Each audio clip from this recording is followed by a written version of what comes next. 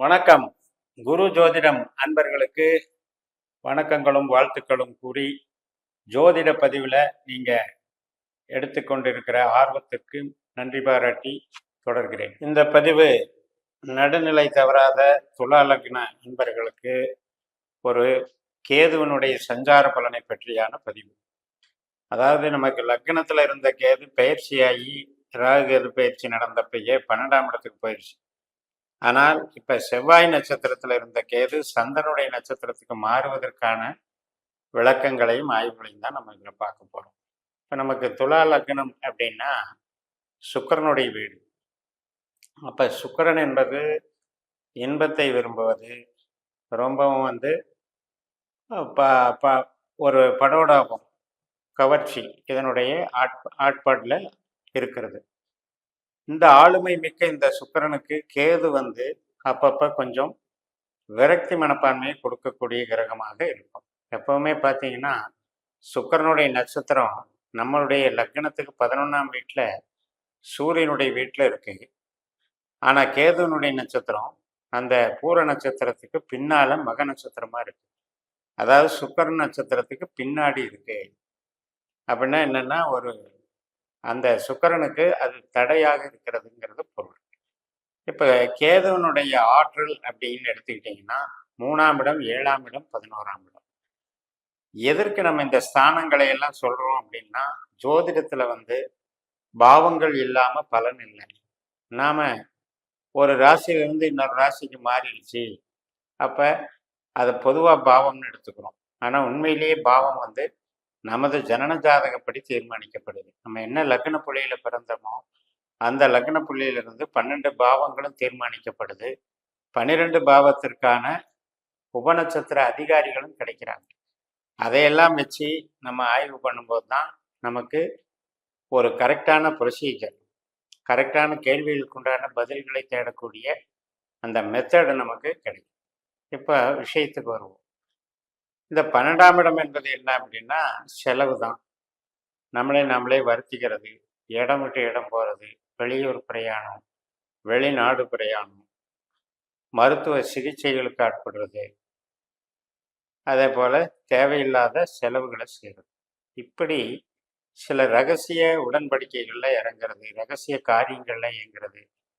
கெட்டதாக இருந்தால் அது பாதிப்பை தரும். சில பேர் ரகசிய நடவடிக்கைகள் அப்படின்ட்டு இப்போ நம்ம ஒரு ஆய்வு செய்வதற்கு போகிறாங்க, ஆராய்ச்சி பண்ணுறதுக்கு போகிறாங்க, ஒரு ரைடு பண்ணி அது ஒரு சட்ட ரீதியான நடவடிக்கைக்கு போகிறாங்க அப்படின்னா அது பாசிட்டிவ். அதே ஒரு கடத்தல் செய்கிறாங்க, தன்னுடைய சுய லாபத்திற்காக சட்டவிரோத நடவடிக்கைகளில் ஈடுபடுறது அது நெகட்டிவ் சைடு. ஸோ இந்த ரெண்டுக்கும் சம்மந்தப்படுதான்றதை நம்ம பார்த்து பயன்படுத்தணும். இப்போ செலவுகளை மெயினாக நம்ம மைண்டில் எடுத்துக்கலாம். எப்படிப்பட்ட செலவுகள் அப்படின்னா, இப்போ தொழில் பண்ணிட்டு இருக்கீங்க சொந்தமாக அப்படின்னா அதை திடீர்னு ஏதாவது ஒரு ஐடியா தோணும், இல்லைன்னா யாராவது உங்களுக்கு தூபம் போடுவாங்க. இந்த மாதிரி ஃபீல்டு ஒன்று இருக்குங்க, இதில் பணம் போட்டால் கரெக்டாக இருக்கும், சீக்கிரம் டெவலப் ஆயிடலாம், இந்த மாதிரியான ஒரு ஆலோசனைகள் எல்லாம் திடீர்னு வர ஆரம்பிக்கும். அப்போ இதில் தான் நம்ம போய் அவசரப்பட்டு மூலதனம் அப்படிங்கிற இதில் போனோம்னா அது லாக் ஆகிடும். அது பிரயாணங்கள் அப்படின்னு எடுத்துக்கலாம். 12ஆம் இடம்ங்கிறது பிரயாணம். நீங்கள் போகக்கூடிய 2வது வேலை. இப்போ ஒரு வேலையில் இருக்கீங்க, வேலை மாற்றம் கிடைக்குமா அப்படின்னா அதற்குண்டான முயற்சிகளில் வெற்றி பெறுவீங்க, அது கிடைக்கும். அதே போல் இப்போ ஒரு உடல் உபாதைகளுக்கு நம்ம சிகிச்சை எடுக்கிறதுக்கு இதுக்கு தகுந்த காலம். இந்த கேது மார்ச் 6ஆம் தேதி சந்திர நட்சத்திரத்தில் வர்றவர் நவம்பர் மாதம் 13ஆம் தேதி வரைக்கும் இருக்கார், 251 நாட்கள். அதனால் இந்த காலகட்டத்தில் இதுக்கு நீங்கள் பயன்படுத்திக்கோங்க. மற்ற விஷயங்களுக்கு எதுக்கு பயன்படுத்தக்கூடாதுங்கிறத பார்ப்போம். இப்போ என்னென்னா, எதுக்கு எடுத்தாலும் படபடன்னு அடுத்தவங்க பேச்சு கேட்கறது, எதையும் நம்புறது, புதுசாக வர்றது ஏதாவது இருந்தாலும் நம்பி மூலதனம் பண்ணுறது, இதெல்லாம் அவாய்ட் பண்ணிடணும். அதே நேரத்தில் நமக்கு கையிருப்பு பணம் அப்படிங்கிறது நமக்கு அதில் கண்ணு கருத்துமாக இருந்துக்கணும். தேவையில்லாத அதில் கை வச்சு தேவையில்லாத மூலதனத்துக்கு போகக்கூடாது. இந்த இடமாற்றம் பண்ணலாமா அப்படின்ட்டு நம்ம பண்ணுறோம். இப்போ வேலை மாறுறதுங்கிறது வேற. இப்போ ஒரு வீடு மாறுறோம் அப்படின்னா அது இடம் மாற்றம். ஒரு வீடு விற்கிறோம் அப்படின்னா அதுவும் ஒரு இடம் இதாகிறது. அப்போ அந்த மாதிரி விஷயத்துக்கு கொஞ்சம் தடையாக தான் இருக்கு. இந்த காலகட்டத்தில் அதை அவாய்ட் பண்ணிக்கோங்க. அப்போ வீடு கட்டிட்டு இருக்கோம், வீடு வாங்கிட்டு இருக்கோம், இதுக்கெல்லாம் நல்லா இருக்கு. நீங்கள் புதுசாக வாகனம் வாங்குறது, இடம் வாங்குறது, இதுக்கெல்லாம் நல்லா இருக்கு. இப்போ நீங்கள் உற்பத்தி சார்ந்த தொழிலில் இருக்கீங்கன்னா அந்த தொழிலை பாதிக்காமையே எல்லாமே நடந்து நல்லபடியாக அந்த உற்பத்தி கெடாமல் பார்த்துக்கும். அது நார்மலாக போய்கிட்டு இருக்கும். இப்போ நம்ம பெருசாக கவனிக்க வேண்டியது என்ன அப்படின்னா குழந்தைகள் நலம். அதன் வழியில் நமக்கு தேவையில்லாத செலவுகளும் ஏற்படலாம், அல்லது குழந்தைகளுக்கு அவஸ்தைகள் ஏற்படலாம்.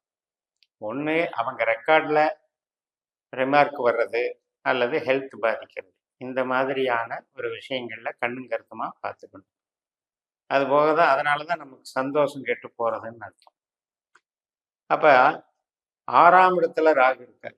6ஆம் இடம்ங்கிறது என்ன? வேலை, உழைப்பு. அதுவும் புதனுடைய நட்சத்திரத்தில் போயிட்டு இருக்கார்.